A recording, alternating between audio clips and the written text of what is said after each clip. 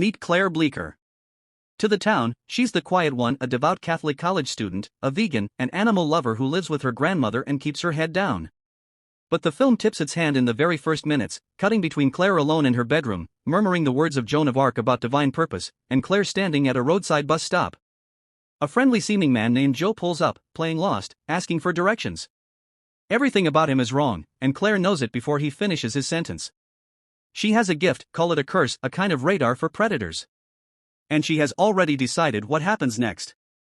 What looks like a girl climbing innocently into a stranger's car is actually a hunter getting into striking distance.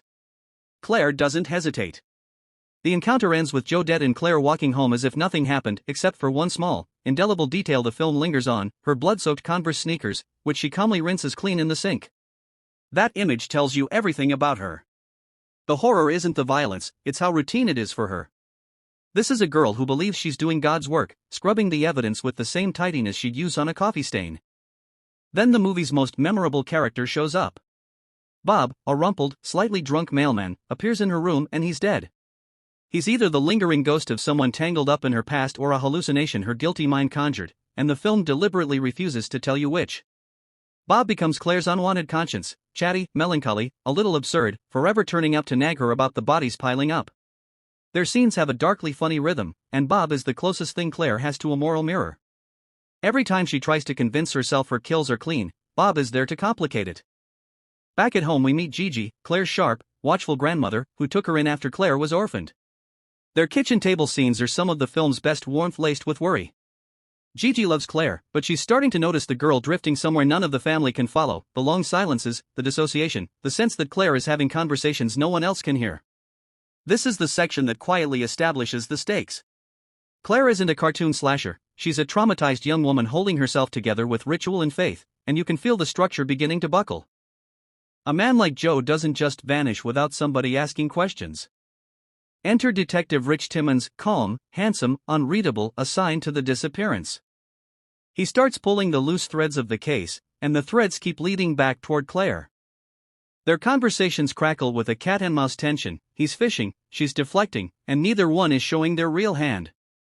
For the first time, Claire's perfect record of getting away with it feels genuinely at risk. The movie shifts gears here from character study into a tightening thriller, and Timmons is the clamp. This is the turn the whole film is built around, the last kill changes everything moment.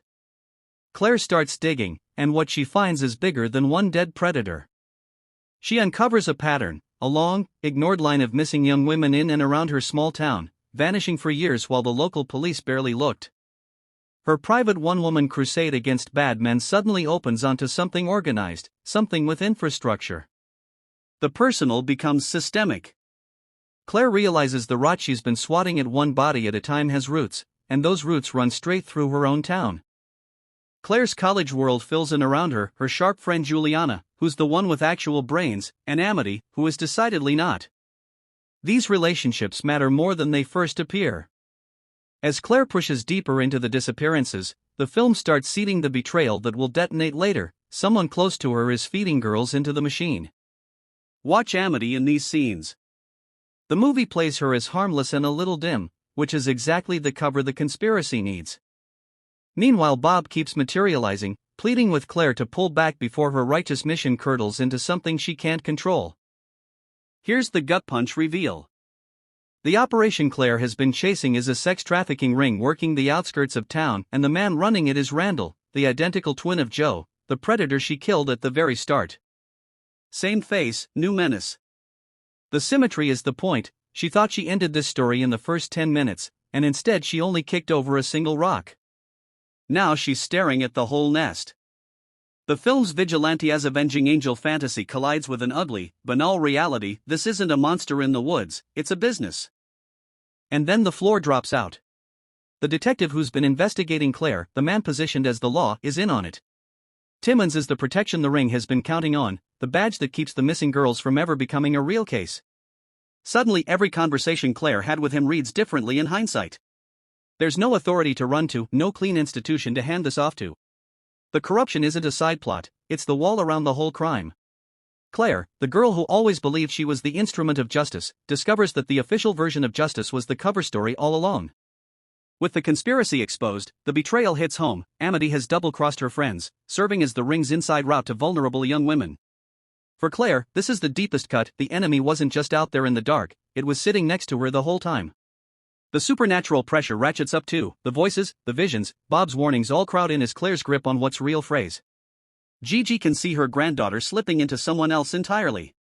The film's two engines, the trafficking thriller and Claire's fracturing mind, finally fuse into one runaway train heading for the stage. It all funnels to a performance. Claire and Amity are set to go on stage together in a play, and just before the curtain, Claire makes her move, quietly swapping the harmless prop knife for a real blade. The audience thinks they're about to watch theater. Claire knows they're about to watch a reckoning. It's the purest expression of who she is, punishment delivered in plain sight, dressed up as something sanctioned and safe, with her standing in for the saint she believes herself to be. The betrayal that broke her heart is about to get her verdict. The finish lands fast, leaving Claire exactly where the film found her, alone with her voices, her faith, and her certainty that she answers to a higher authority than any detective or court. Bob's haunting, Gigi's worry, the bodies, the saved and the damned, it all collapses into one final portrait of a young woman who can't tell, and maybe doesn't care, whether she's an avenging angel or just a very efficient killer. The credits roll on the question the whole movie has been asking: is she saving anyone, or only herself?